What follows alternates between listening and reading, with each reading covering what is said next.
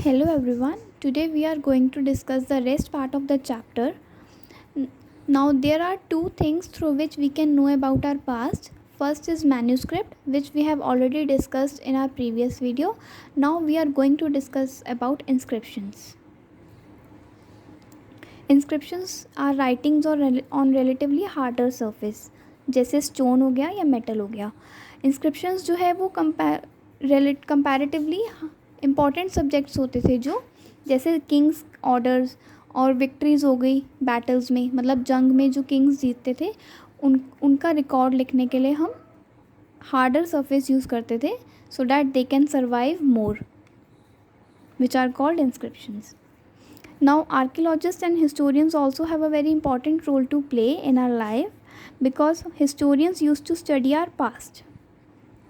Historians जो है वो past को study करते थे, लेकिन जो archaeologists हैं वो past में बने objects को, जो past में बने जो objects हैं या फिर जो यूज़ किए हुए objects हैं उनको study करते थे. और वो manuscript, inscriptions, buildings, sculptures, paintings, इन सब को भी स्टडी करते थे. स्कल्पचर्स मतलब मूर्ति. आर्कियोलॉजिस्ट जो हैं वो एक्सप्लोर करते थे, मतलब डिस्कवर करना न्यू थिंग्स को बाय एक्सकेवेशन. एक्सकेवेशन मतलब सरफेस को डिग करके एक्सप्लोर करना या डिस्कवर करना न्यू चीज़ें. उसके बाद आर्कियोलॉजिस्ट डेसिफर भी करते थे हिस्ट्री को, विच मीन्स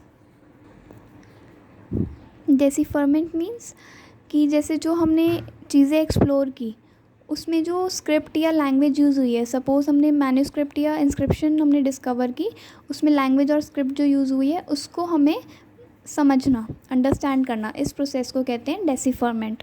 आज की जो स्क्रिप्ट और लैंग्वेजेस हैं वो बहुत अलग हैं पास्ट की स्क्रिप्ट और लैंग्वेजेस से. ये हो गया डेसिफरमेंट के बारे में. अब हिस्टोरियंस जो हैं वो वर्ड यूज़ किया करते हैं सोर्स. सोर्स का मतलब है कि कोई पर्टिकुलर इन्फॉर्मेशन कहाँ से ली गई है, विच मैन्यूस्क्रिप्ट या from which inscription it is taken. Source word is used to describe that. Now we will talk about dates which are used to describe our past. पहला है BC, नेक्स्ट है AD. BC means before Christ, AD means anno domini. Anno domini means in the year of lord, मतलब Christ का जब birth हुआ उससे पहले की जो डेट्स हैं उनको हम BC काउंट करते हैं, और क्रिस्ट के बर्थ के बाद जो डेट्स आ रही हैं उनको हम AD बोलते हैं. क्रिस्ट कौन थे? फाउंडर थे क्रिश्चियनिटी के. BC जो है वो उसको हम बिफोर कॉमन एरा भी बोलते हैं, मतलब BCE is also use for BC and common era is also use for AD.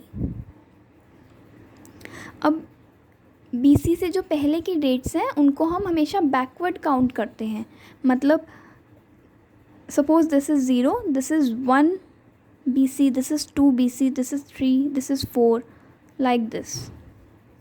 अब ये सिस्टम हमने कब अडॉप्ट किया इंडिया में? 200 years ago. Now there are different paths for different group of people. Suppose king की life farmer की life से बहुत ज़्यादा अलग थी, तो पास्ट एक नहीं होता, हर एक ग्रुप के लिए पास्ट अलग होता है.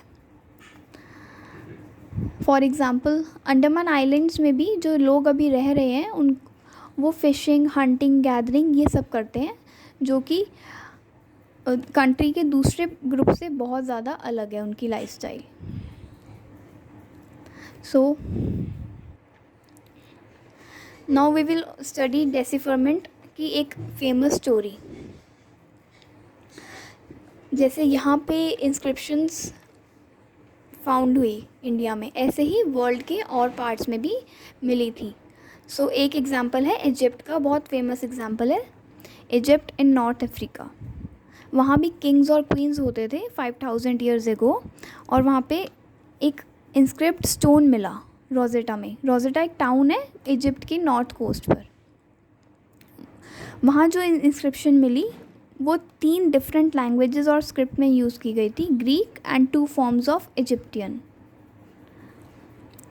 और जो वहाँ पे नेम, उस इंस्क्रिप्शन पे नेम लिखे हुए थे किंग्स और क्वींस के, वो एक लिटिल छोटे फ्रेम में, जिसे हम कैटॉक बोलते हैं, उसमें लिखा हुआ था वो। Now in the end we will revise the timeline of this chapter.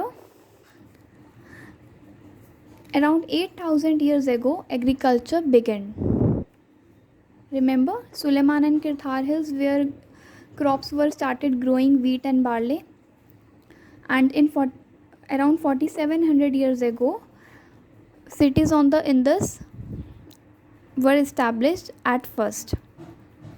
And 2,500 years ago, cities in Ganga Valley also discovered, and also the Magad kingdom.